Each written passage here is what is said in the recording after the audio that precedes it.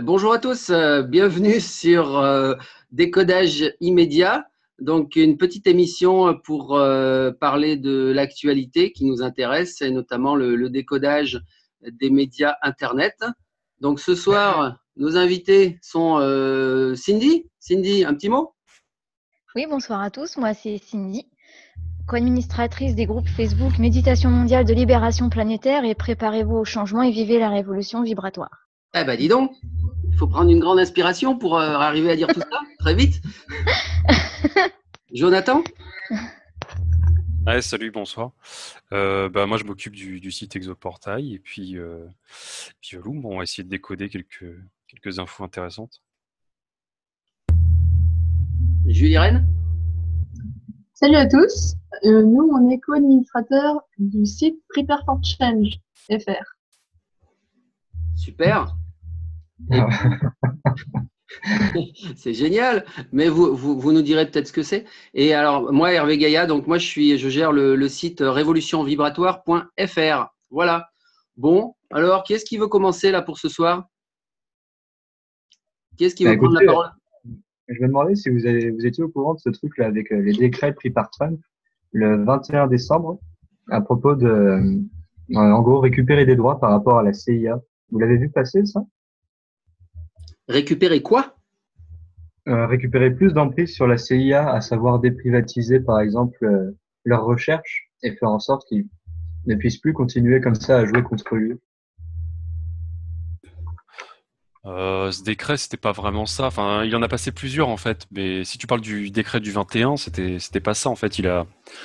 C'était un décret qui ciblait, je crois, une 12 ou 13 noms de personnes dans le monde qui étaient incriminées pour crimes contre l'humanité, grosso modo. Crimes contre l'humanité, traite humaine, etc. Tu parles de celui-là? Ouais, je parle de celui-là, mais du coup, j'avais une source différente, où il parlait pas de personne, mais où en gros, il incriminait la CIA par rapport à la guerre de désinformation qu'elle fait euh, contre lui et en faveur des Clinton. Ouais, effectivement, mais après, il y a pas mal de noms qui sont liés aux Clinton, pratiquement la moitié qui ont des liens profonds avec les Clinton, les personnes visées. Il y a un richissime diamantaire israélien. Il y a plein de gus comme ça, mais j'ai pas vu de lien avec la CIA. Dans le décret, il y a aucune mention de la CIA.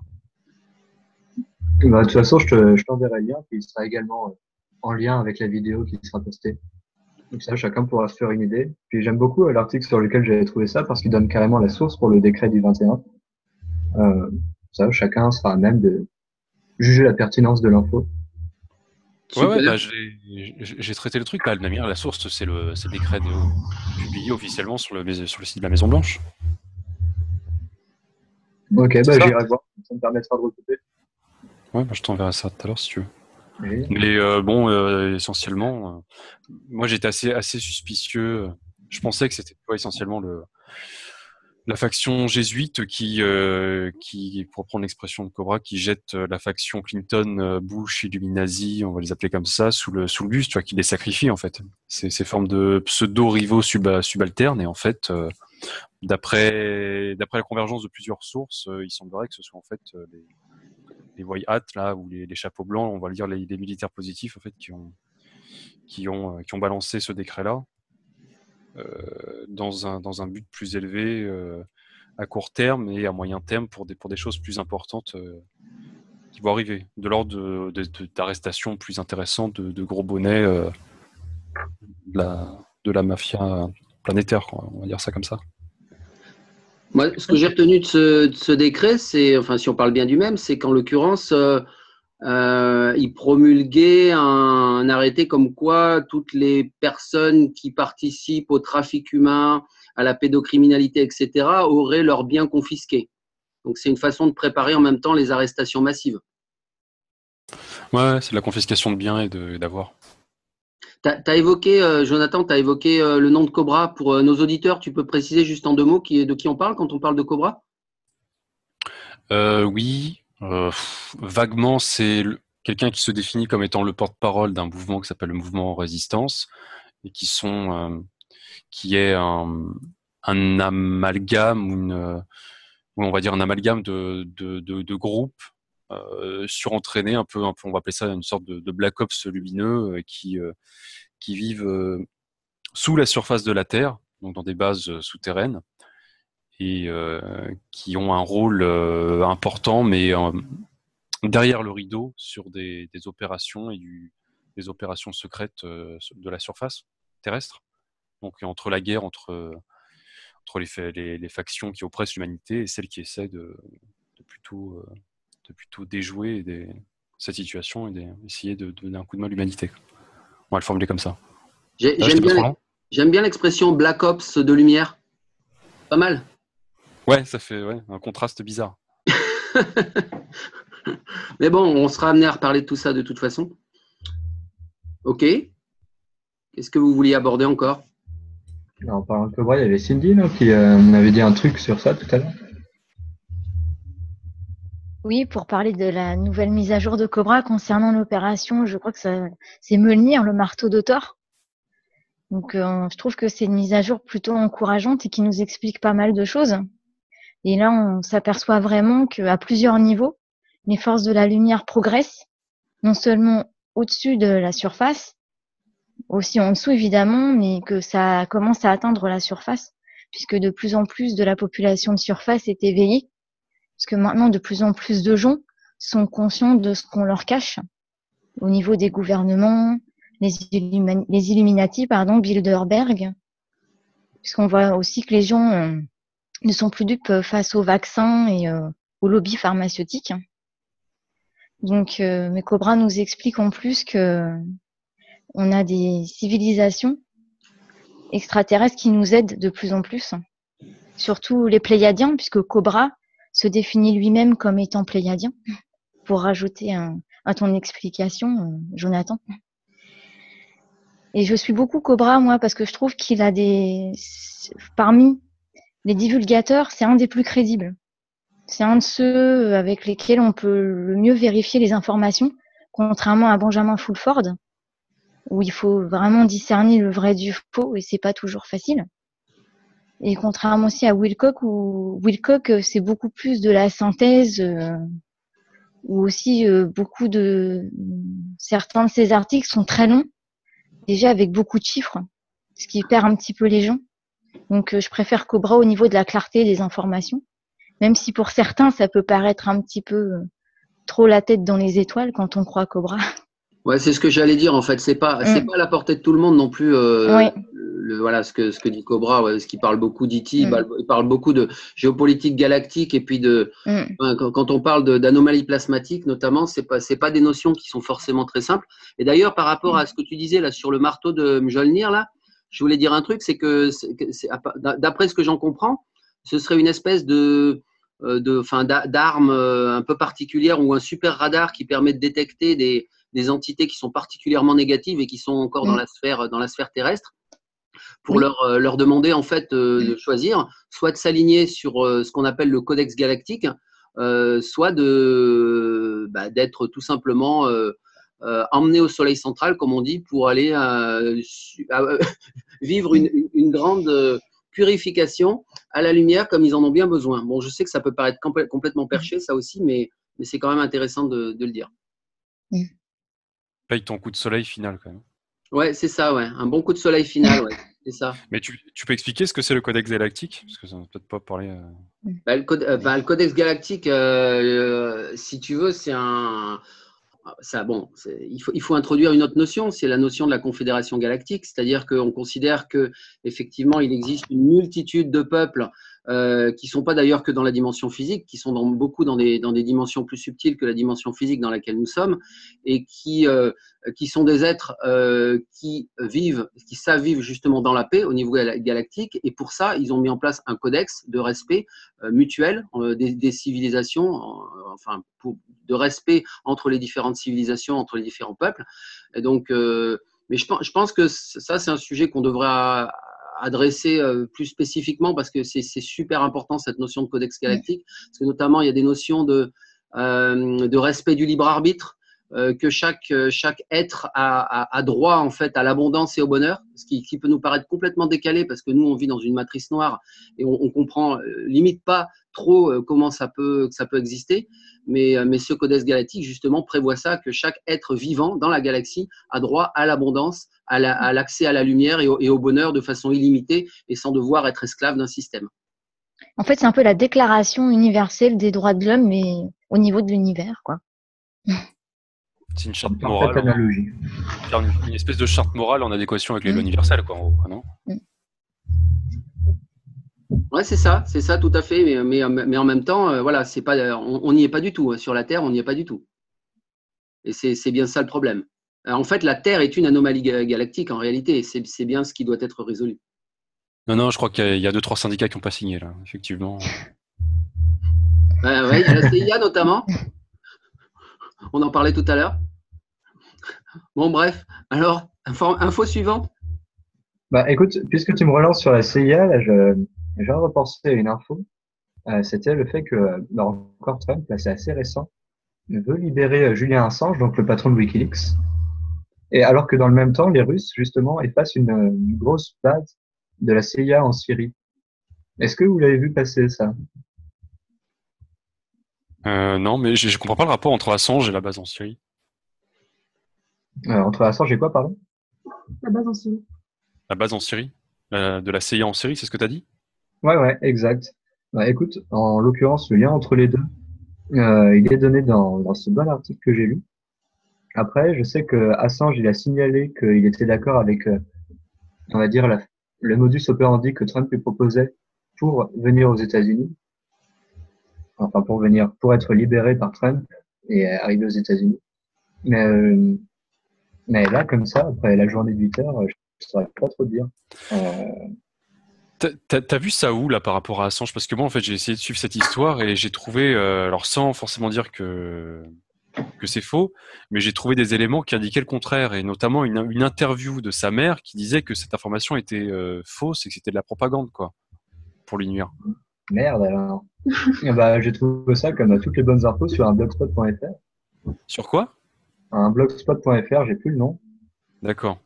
Parce on s'était dit qu'on se faisait un petit tour d'actu comme ça.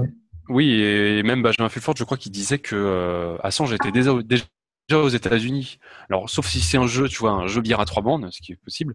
Mais comment est-ce que le type fait pour être aux États-Unis alors que l'ambassade d'Équateur lui a accordé son visa, tu vois. Son passeport, il a un passeport équatorien. Ouais. Oui, maintenant. Donc, s'il est aux États-Unis, pourquoi est-ce qu'il a ça? Quoi ça lui sert? Ça n'a pas beaucoup de. Tu vois, c'est un côté illogique. Il manque des infos encore. Donc, Ouais, quand tu rajoutes ça, plus le témoignage, entre guillemets, de sa mère, bon, ça amène quand même un petit peu à la prudence, cette histoire de Assange aux États-Unis. Comme quoi, le décodage des médias Internet, c'est pas un long fleuve tranquille, hein, n'est-ce pas, Jules? Et c'est vrai qu'on peut vite se laisser embarquer dans des trucs et ça nécessite de faire travailler beaucoup son discernement. Ouais, je suis bien d'accord. Un peu trop d'enthousiasme par rapport à cette nouvelle. C'est pas le seul truc. Là, récemment, pour rebondir encore sur Fulford, il avait balancé, je crois que c'était sa news de la semaine dernière, comme quoi Obama, il avait été arrêté, non? Un truc comme ça, où il y avait une news par rapport à Obama. Sauf que le lien qu'il donnait par rapport à Obama, ça renvoyait vers un site qui avait écrit un article avec aucune source, et le site s'était rempli à 80% d'informations sur Nibiru, quoi. Bon, après pour ceux qui... Alors Nibiru, il faut faire une petite parenthèse pour les auditeurs. Nibiru, c'est un petit peu le symbole de la désinformation pour les gens qui s'intéressent à l'espace et à la spiritualité. Cindy, je suis sûre que tu as quelque chose à dire là-dessus. Alors Nibiru, alors ça, c'est un sujet de déformation très célèbre. Et ça, à un moment donné, on s'en servait beaucoup pour, comment dire, on appelle ça les fear porn, les campagnes de peur. C'est-à-dire que oui, Nibiru va arriver, il va y avoir des cataclysmes sur la Terre, où la Terre va exploser. Alors qu'en fait, Nibiru, c'est pas ça du tout, quoi. Il y a bien une planète qui arrive dans le système solaire, c'est plutôt la planète X. Mais c'est une toute autre histoire et bien sûr la Terre ne sera pas détruite. parce que la Terre, elle est sous protectorat de la Confédération. Mais ça, Nibiru, c'est sûr. Malheureusement, il y a beaucoup de gens qui y croient, alors qu'il faudrait pas. Voilà. Donc, quand on a un site internet où il y a du Nibiru un petit peu dans tous les sens, c'est vrai que ça pose un peu question globalement sur le contenu du site, quoi. Bah, le contenu du site, et puis surtout, pourquoi est-ce que Benjamin Fulford, qui se prétend journaliste depuis 20 ans, qui est quelqu'un de très intelligent, enfin, tu vois, il parle français, japonais, anglais, et probablement encore une autre langue. Le mec, il a plus que 3 neurones, quoi. Et il reprend ça comme ça à l'arrache. Alors, soit l'information est véridique et c'est le seul endroit qu'il l'ait trouvé, mais bon, ça sent quand même un peu étrange. Soit il a pris ce support pour illustrer ses propos à l'arrache, quoi. Enfin, c'est pas très pro, hein, et c'est pas la première fois qu'il fait ce genre de conneries. Mais le problème avec Benjamin Fulford, c'est qu'il y a du vrai et du faux. Mais on ne sait pas trop si c'est volontaire ou pas. Moi, je pense pas que ce soit volontaire. Je pense que le type, il est pas pro, quoi. Tu vois, c'est tout. Hein. Je pense que. Il y a peut-être aussi le fait qu'il veut faire du sensationnel dans ses articles pour attirer. Un peu comme Wilcock. Ouais, on peut extrapoler ça comme ça, effectivement. C'est pas impossible. Hein. Après, le type, il faut aussi qu'il bouffe. Il a probablement des factures et tout. Mais bon, ces articles sont payants, si j'ai bien compris. Alors là, j'en ai aucune idée. Fulford, il a un système, c'est que le lundi, il sort des articles. Et si tu veux l'avoir en entier dès le lundi, en anglais ou dans ta langue, il faut payer. Sinon, tu l'as en anglais ou en entier à partir du mercredi. D'accord, ouais, c'est un système particulier. Oui, c'est un certain système. Ouais, enfin bon, pourquoi pas. Mais j'aime pas trop ces gens-là qui monnaient l'information. Je trouve pas ça très normal. Même temps, si tu veux, c'est un journaliste à la base et il a un petit peu, il a appris à vivre avec ça justement, avec l'information. Bon, voilà, donc il fait fonctionner son réseau. C'est vrai qu'il a des connexions un peu partout, mais du coup, son réseau, ils peuvent lui glisser des bonnes informations et puis de temps en temps des papiers un peu pourris parce que ça arrange certaines factions. Donc c'est pour ça que on n'est jamais sûr de ce qu'il nous balance. Il faut dire aussi, faut pas trop qu'il balance des choses vraies parce que la cabale a accès à tout, y compris l'internet. Donc. Ouais, enfin, dans ce cas-là, il peut s'auto-censurer et juste ne pas raconter de conneries, quoi. Ouais, mais parfois c'est pas facile quand même. Bah, pour un journaliste, s'auto-censurer, c'est un peu contre nature. Bon, on reparlera de Benjamin Fulford, mais je vois le temps qui passe là. Moi, j'aimerais juste revenir un petit peu sur notre pays là, puisque notre pays, la France, pour donner une petite info importante par rapport à l'obligation vaccinale. Comme chacun le sait, donc il y a une nouvelle obligation là, à partir du 1er janvier 2018 pour les enfants nouveau-nés, une obligation sur 11 vaccins. Donc évidemment, ça a fait énormément de polémiques, mais le gouvernement a réussi à passer en force là-dessus. Alors en ce moment, il y a une initiative que j'aimerais souligner et que je soutiens, qui consiste justement à encourager les gens qui sont contre cette obligation vaccinale qui n'a pas de sens d'ailleurs sur le plan médical, sur le plan scientifique, sur le plan respect de l'humain. Alors là, je suis pas d'accord du tout. Je pense que vacciner les bébés contre les… C'est quoi là le truc contre les viols sexuels? C'est quand même primordial parce qu'on ne sait jamais ce qui peut se passer dans la crèche entre bébés.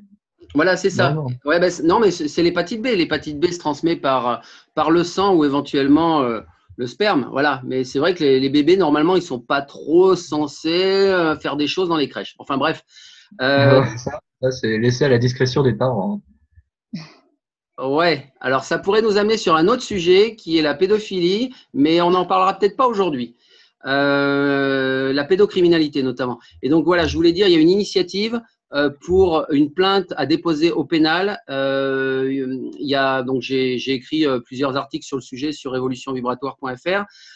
J'encourage les gens, s'ils sont sensibles à ce sujet, à participer à cette plainte, à ce dépôt de plainte qui pourrait avoir un certain retentissement et faire avancer les choses dans le domaine de la liberté vaccinale, sachant qu'aujourd'hui, il y a déjà 800 personnes qui sont prêtes à déposer cette plainte. Et donc, c'est très sérieux. Hein, c'est avec… 600 Pardon? Combien tu as dit? 800 personnes. Ah oui. Ouais, tout à fait. Enfin, voilà, bon, la vaccination n'est pas une théorie du complot. C'est un sujet qui est très sérieux, qui concerne notre santé, celle des enfants. Et malheureusement, on nous raconte plein de cracks. Et les fake news, on nous en balance tous les jours sur ces sujets-là. et ça vient directement des services de l'État, malheureusement, et des labos et des médias, etc. Donc voilà, je pense qu'il faut montrer notre résistance par rapport à ça. Écoute, c'est bien de ton avis. Et vraiment agréablement surpris par le nombre 800. C'est que ça peut pas être que des personnes qui viennent de groupes bizarres, par exemple sur Facebook, dont les noms sont compliqués, ou de trucs comme Nibiru ou tout ça. C'est que c'est des gens qui sont vraiment concernés. Bah, c'est des vrais gens, et c'est des gens qui ont pris la peine de remplir des papiers pour déposer une plainte. Donc, si tu veux, en plus que ça, je veux dire, c'est volontaire. C'est pas juste. Là, on parle pas de pétition, hein, on est bien d'accord. C'est bien plus. Il y a un vrai engagement. Il me semble qu'il y a mais au moins ta carte d'identité recto verso. Absolument. Oui, il y a des documents à fournir, oui. Absolument. 800 personnes qui ont fait ça, c'est quand même. Attends, la plainte n'est pas encore déposée. Pour l'instant, on collecte justement les documents, mais c'est en cours. Et si jamais il y en a qui étaient intéressés, est-ce que vous savez comment ça se passe au cas où la plainte est reçue? En fait, si tu veux, il y a une personne, donc Maître Serge Lewish du barreau de Paris, qui on va dire, coordonne l'équipe de juristes là qui s'occupe de ce truc-là. Donc, j'ai fait un article, c'est appel à déposer une plainte pénale collective contre les 11 vaccins obligatoires sur évolution vibratoire. Tu as tous les articles du code pénal que l'on peut faire valoir justement par rapport à ça. Il y a un ensemble de documents qui sont à télécharger, à compléter, mais c'est derrière, en fait, c'est coordonné aussi par le PVL, Ensemble pour la vaccination libre, avec Sophie Guillot comme porte-parole. Donc, c'est un collectif qui est très courageux et voilà, je pense que c'est bien de les soutenir. D'ailleurs, je pense bien faire cette démarche, moi aussi. Eh bien, écoute, c'est super. Bienvenue. Bienvenue. Allez, il nous reste 5 minutes. Ouais, une autre info, mais qui n'a rien à voir, c'est les États-Unis qui se proposent de créer en fait une force de sécurité de 30 000 gus, de 30 000 hommes, sur le territoire contrôlé par les Kurdes, au niveau du nord de la Syrie, là, avec la frontière entre la Turquie et l'Irak. Et ça sent le faisant parce que vu que Daesh s'est fait botter les fesses, il semblerait qu'il joue une carte plus médiatiquement présentable et une seconde essayer de lever une seconde armée de mercenaires sous une autre appellation, sous d'autres conditions, dans le but d'essayer de renverser Assad, de refoutre la merde en Syrie. Voilà, ça c'est la formation un peu récente et justement c'est en lien avec 5 pays, enfin 5 ministres des Affaires étrangères de 5 pays différents qui vont se rencontrer justement à Paris pour discuter de certains sujets. Alors c'est les trois thèmes de cette rencontre. Alors déjà je cite les pays, ça va pas le faire. Ministre des Affaires étrangères saoudien, jordanien, français, américain et britannique. Donc en gros la fine équipe. Et pour discuter des 3 thèmes suivants, un gouvernement de transition qui a été mentionné dans le communiqué de Genève. 2, la supervision des élections syriennes. 3, l'avenir du président syrien Bachar al-Assad. Bon, présenté comme ça peut paraître lisse, mais quand on lit entre les lignes, c'est hostile. Hein.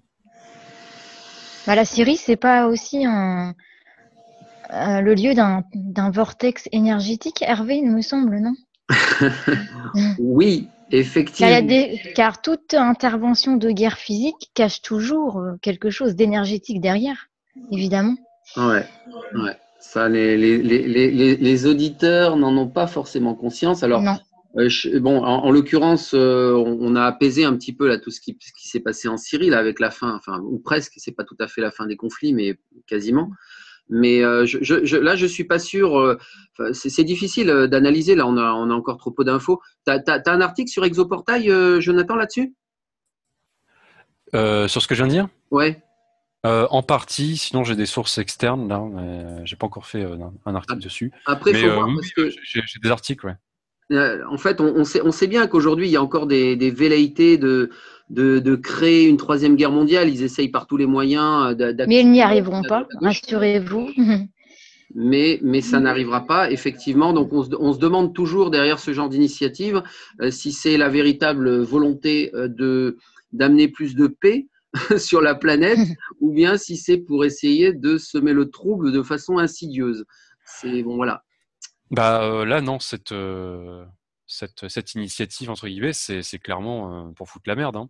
Ça rejoint ce que disait Cobra il y a 2 ou 3 semaines, c'est dans la mise à jour, je crois, du 7 janvier 2018. Il disait que les États-Unis étaient activement, quand on dit les États-Unis, c'est les groupuscules des États profonds, de l'État profond américain, qui déployait un plan pour réenclencher les conflits en Syrie et au Moyen-Orient, mais surtout en Syrie. Ça va de pair aussi avec les déstabilisations récentes qu'il y a eu en Iran. C'est les manifestations C'est ça. en partie contrôlées et financées par des agents étrangers, surtout CIA, saoudo et israéliens. Ouais. Et donc voilà, non, tout ça c'est assez cohérent. Et puis les Kurdes, de toute manière, ont été armés et ont des liens quand même assez forts avec l'axe militaire américano-sioniste. On va le formuler comme ça. Donc non, ça pue cette histoire. Même Erdogan est monté au créneau. Il a menacé de, je cite, tuer dans l'œuf cette initiative. Donc je pense que ça prend au premier degré en fait. J'ai cru mal entendre. À un moment, tu as dit ça pue la mère d'Hogan. C'est... Non, presque. Mais oui, je dis que ça pue parce qu'Erdogan, il a menacé de tuer ce truc dans l'œuf. Quoi. Ah ouais. Mais Et non, il n'est pas invité. Il n'est pas dans la liste des invités d'ailleurs. Non, je crois pas, non. Ouais. Et les Russes, ils sont invités, eux? Non, je crois pas, non. Ouais. Poutine, il fait peur. Hein. Poutine, il met tout le monde d'accord en général. Ouais, mais en même temps, vouloir mener ce genre d'action comme ça sans inviter les Turcs et sans inviter les Russes, effectivement, comme tu dis, c'est bizarre. Non, mais tu sais, le territoire syrien n'est pas intégralement contrôlé par le gouvernement syrien et les Russes. Hein. Par exemple, les États-Unis ont 14 bases officielles, en tout cas prouvées, en Syrie. Tu vois, ils ont 14 bases, c'est pas rien. Donc, ouais, mais ils jouent un rôle clé dans la résolution du conflit syrien malgré tout. Donc c'est par rapport à ça surtout que je dis ça. Hein. Enfin, bref. Qui joue un rôle clé? La Russie. Ah oui. Mais bon, les États-Unis sont aussi implantés, hein, malheureusement. Donc voilà, c'est à surveiller ça. Un petit dernier mot, là, on va arriver au terme de notre demi-heure. Est-ce que vous auriez une petite info rapide encore à passer avant qu'on conclue? Moi, je trouve que, il y a encore un mouvement de panique concernant la Corée du Nord et la Corée du Sud, là, qui voudraient faire un peu de guéguerre, alors qu'en fait, les pourparlers de paix sont très bien partis. Donc, il n'y aura pas non plus de troisième guerre mondiale de ce côté-là. Voilà, soyez rassurés, tout le monde, les gens. Je voulais juste rassurer sur ce point-là. Ouais, ils ont essayé, mais bon, ils ont essayé d'exciter le foyer là-bas, mais ça n'a pas marché apparemment. Non. J'ai cru voir justement une accalmie entre la Corée du Nord et la Corée du Sud. Là, il y a eu une rencontre. Ils se proposent de justement, je crois que c'est le prochain JO ou quelque chose comme ça, de faire participer leurs deux athlètes, une espèce de réconciliation par le sport. Bon, en pratique, je ne sais pas si ça sera jusqu'où ça ira, mais en tout cas, en termes d'intention, ça contraste beaucoup avec les dernières semaines et les derniers mois. Ouais. Donc c'est plutôt pas mal. Mais bon, avec cela, tu sais, du jour au lendemain, c'est froid chaud. Quoi, donc, Mais ouais, ça va dans le sens. C'est comme ça qu'on nous rapporte les faits. Ouais. Mais ça va dans le sens de ce que Cindy raconte. Quoi. C'est plutôt en ce moment, c'est plutôt à l'accalmie. Que le soleil central galactique vous entende, que la divine source vous entende. Julie et Irène, vous auriez un petit mot là pour terminer cette première émission? Moi, le sujet des vaccins m'a bien plu et j'en discutais aujourd'hui. Le problème du vaccin de Sanofi contre la dengue pour les Philippines et le Brésil, qui est un véritable fiasco, qui aggrave la maladie dans certains cas, ce qui fait qu'on commence vraiment à remettre en cause pour des choses qui sont concrètes, tangibles, vérifiables, les vaccins et le lobbying pharmaceutique. Mais il y avait aussi un autre truc qui m'avait bien plu, c'était pas bien plu. Non, c'est malheureux de dire ça. C'est cette histoire là de salmonelle avec Lactalis.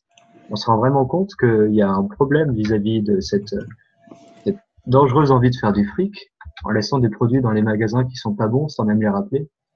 Et ça, c'est d'autant plus d'indicateurs. Je veux dire, quand on fait des baux pareils, n'importe qui, il n'y a pas besoin qu'il soit conspirationniste ou qu'il ait une quelconque notion de spiritualité ou d'énergétique. Il peut que voir les choses telles qu'elles sont. Et ça va vraiment dans le sens de cet éveil, justement. Moi, ce serait ma note positive pour ce soir. Ouais, super. Super. En tout cas, merci pour le petit échange et merci pour les infos intéressantes. Je suis content de voir que je vais pouvoir revérifier mon truc avec Assange parce que ça m'intéresse bien, l'air de rien. Voir qu'il y a déjà 3 versions différentes, ça m'interpelle. Ouais, moi aussi, toutes ces histoires qui concernent les grands lanceurs d'alerte, ça m'intéresse beaucoup aussi. J'ai écrit quelques articles sur Assange également. Bon, enfin, ok. Ben, quoi qu'il en soit, on vous invite, si vous voulez avoir un petit peu plus d'infos, donc sur exoportail.com. C'est fr.preparforchange.net, c'est Net. ça, Gilles? Ouais. Ouais. Et révolutionvibratoire.fr et puis les groupes Facebook que nous avons cités. Donc, préparez-vous au changement, méditation mondiale de libération planétaire. Et puis, on Et anime aussi. préparez-vous au changement, c'est pas PFC France, c'est préparez-vous au changement et vivez la révolution vibratoire. Mais tu fais bien de le préciser, Cindy. Voilà, super. Site alternatif. Bon, bah allez, merci à tous et puis on vous dit à la prochaine. À la À bientôt. prochaine. Allez, merci, au revoir. Salut, bonne soirée. Ciao, ciao. Salut.